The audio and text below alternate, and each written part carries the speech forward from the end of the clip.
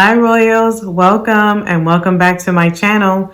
If this is not your first time to the MsQueenRo channel, then hey, welcome back. But if it is, then can you do me a favor? Press that subscribe button and even more, press the bell so that you can be notified when I drop great content. Because there is something for everyone. You will be empowered, enlightened, and entertained. The topics that I talk about cover life, career development, and my favorite, travel. So again, press subscribe and click the bell so that you can be notified. If Instagram is your thing, well then, follow me there. MsQueenRo, MsQueenRo.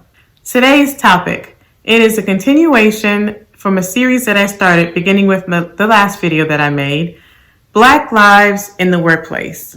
We matter. Black Lives Matter in the workplace. Now, this is a continuation, and in order for it to make sense, I do highly recommend after you watch this video, make sure you go back and look at the other one because I share my personal story as to how I feel and as working as a Black woman in corporate America, some personal stories on, how I was affected and some things that happened to me and some of my peers. Now, in that video, I gave you tips. So without giving, too much away from it, make sure you go check it out again after you check this video. This video is a continuation of Black Lives Matter in the workplace. But before I get to that, one more thing.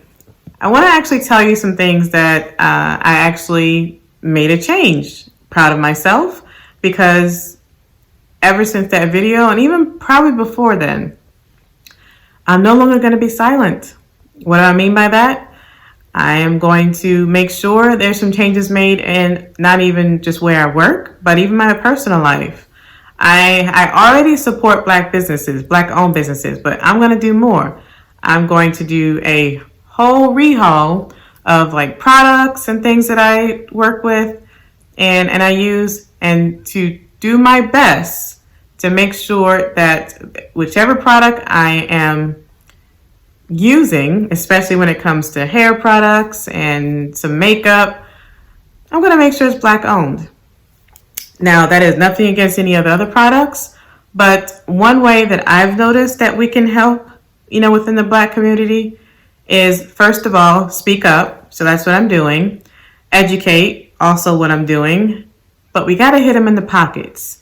We have to be sure that we support others within the Black community that want to advance themselves and want to be able to have equity or economic status in this world. So with that, we got to help each other out. So I would highly recommend do your research, Google Black owned businesses in your area so that you can also join the movement. And if you've been trying to find ways to help, your fellow Black friends or the Black community, this is one way. Green is everywhere. So show your green, we'll take it. Going into the workplace, making changes there. As I stated, I'm no longer going to be silent. I'm not one to protest in the streets, put myself out there physically. I will, but that's not really my thing. My thing is educating and using my creative mind, my innovative mind to share information and share tips so that you can hopefully pass this on to someone else. But even if you didn't know it, that you can just learn and use it as well. So one thing that I did in my own workplace, because I do work for corporate America, I coordinated a listening session. What is a listening session? I created it basically, and I say I'm the one who coordinated and came up with the idea. However, it was a collaboration effort as far as putting it together. In partnership, check with your company because more than likely and hopefully they have diversity and inclusion or make D&I department or organization within that company. We hosted a listening session. This one, all I wanted people to do was to share their story.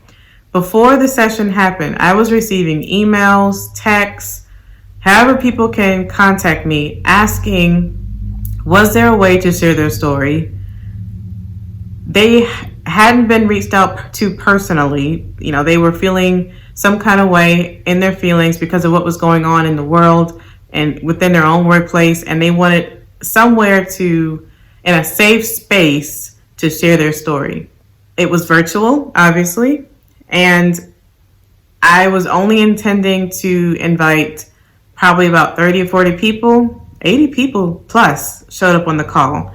These were people that were decision makers, so they were executives on the call, a lot of senior managers, entry-level employees, middle management, you name it, they were on the call. And they were there so that they can listen, observe, take notes, educate, listen to the stories of whoever wanted to tell about their experience being Black in the Black community. Now, I was very nervous because we're talking about corporate America here. And a lot of times people do not want to share what's going on with them, whether it's happening now or years before, is because they're afraid of retaliation. They're afraid of what the repercussions will be because they did share their story. Somehow they're afraid it will come back on them.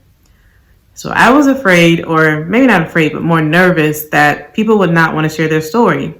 Well, lo and behold, it wasn't even 3 seconds after the mediator opened the floor that someone spoke, and then it was person after person after person.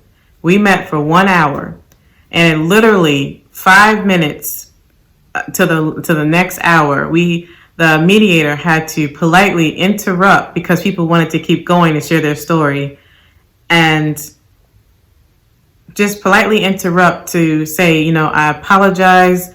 We would love to listen to these stories every single day, but in the sake of time and to respect everybody's time, we only scheduled this for an hour. We hope to have this session again. And yes, I plan on having another session real soon.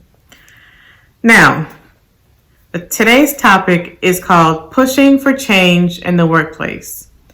I'm going to give you 4 tips as to how you can either create your own listening session or something similar, creating that safe space or some type of forum so that people will feel comfortable to share.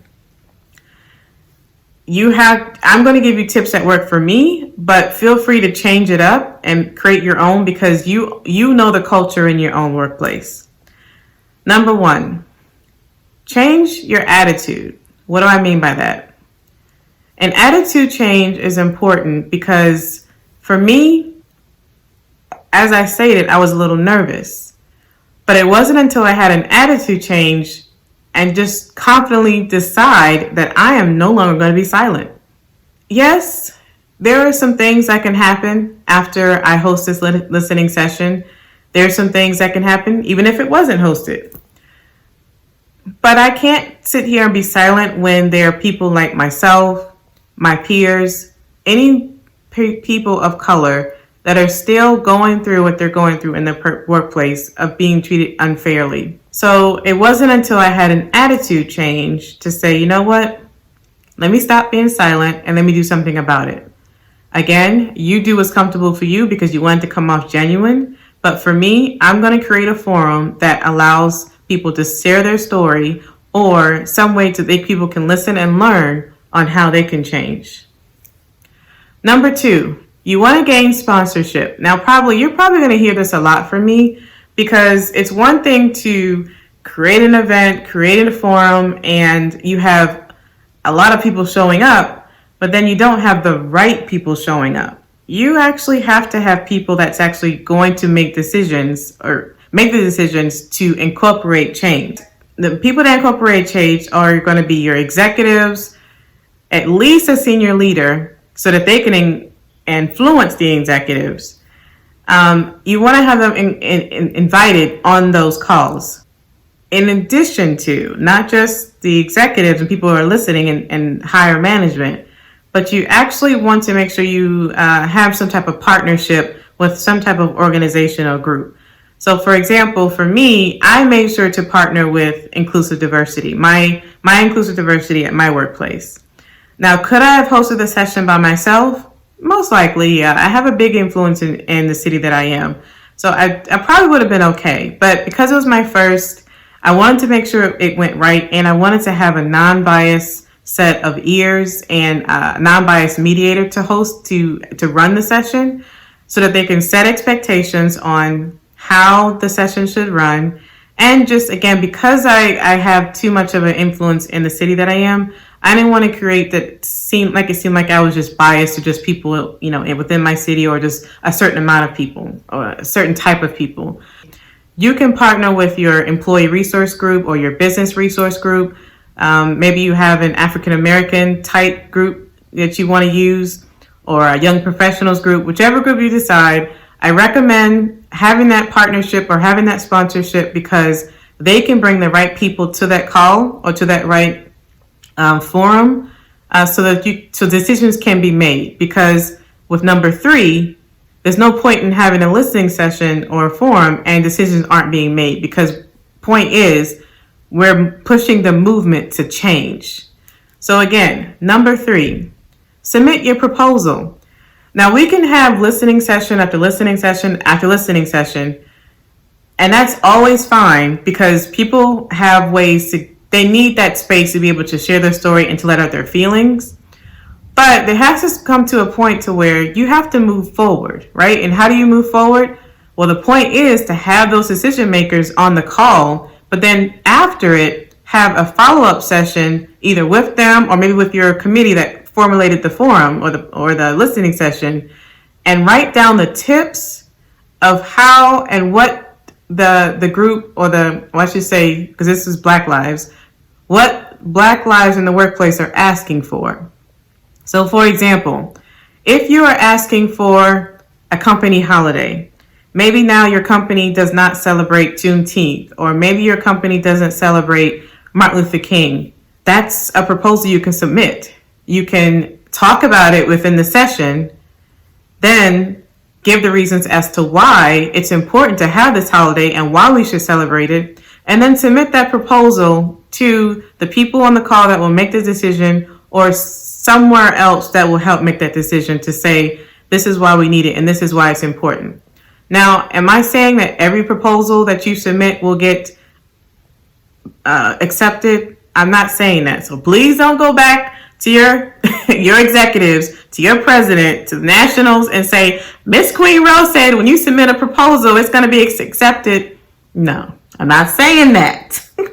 I'm saying you should try, right? The whole point of the listening sessions is to allow people to express their feelings, express their stories, but then again, you want to move towards change. So let's be professional about it, people. Number 4, and the last one, then you want to publicize it. You don't want to do all this work, create the listening session, invite all these people to the session, and then you submit the proposals, and all of a sudden, let's just say it gets accepted. Your proposal gets accepted. That's a win, right? So you don't want to do all this work and not publicize it. How can you publicize it? There's plenty of ways you can do it. You can type up an email and send it out to the masses. That's the easy way. You can put it in a newsletter. Put it in some of your employee resource group newsletters. Let it go through the company communication. However you want to do it, publicize this proposal, the announcement, the new change that happened. Why is this important? Because again, we want to keep the movement going. If you don't publicize it, this is what it looks like. Now, your company may be doing actions, right? And let's just face it, a lot of the corporate America or people in big companies, the top people that we need to make these major decisions with companies, unfortunately, they're not always one of us, right? Or majority of them are not us. They're non-Black or even non-minority people that make these decisions. So they may not know, or, and not on purpose, intentionally know to say, let's publicize it so they can show people that we are doing something. So that creates community aspect of it, a more positive culture. It shows that your company is trying to move towards change and trying to make action.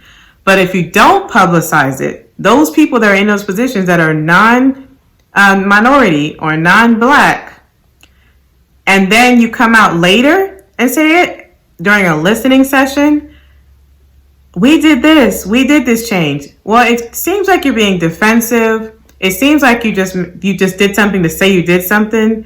It seems like you're just creating like another token, which we are as Blacks are trying to get away from. So if you continually publicize what you're doing, the actions, the change that you're doing, then it doesn't seem like you're just doing something just to say you did something. You see what I mean? That's the difference. I'm going to wrap it up, right? I hope this was creative. I hope this was a good personal touch on how you can create your own listening session with your own company. If I didn't go into detail and a lot because I don't want to make this video very long, be sure to write in the comments, ask any question you want. If also in the comments, if you have any ideas on how you hold your listening session, I would love to have that, because maybe I want to change it up one day, right? Or somebody else, maybe they want to change it up one day. So please comment below and give me some ideas, or if you have any questions, I'll be glad to answer them. If you are not following me, MsQueenRo, please do. You will be empowered, enlightened, and entertained. I try to keep it real here on this channel.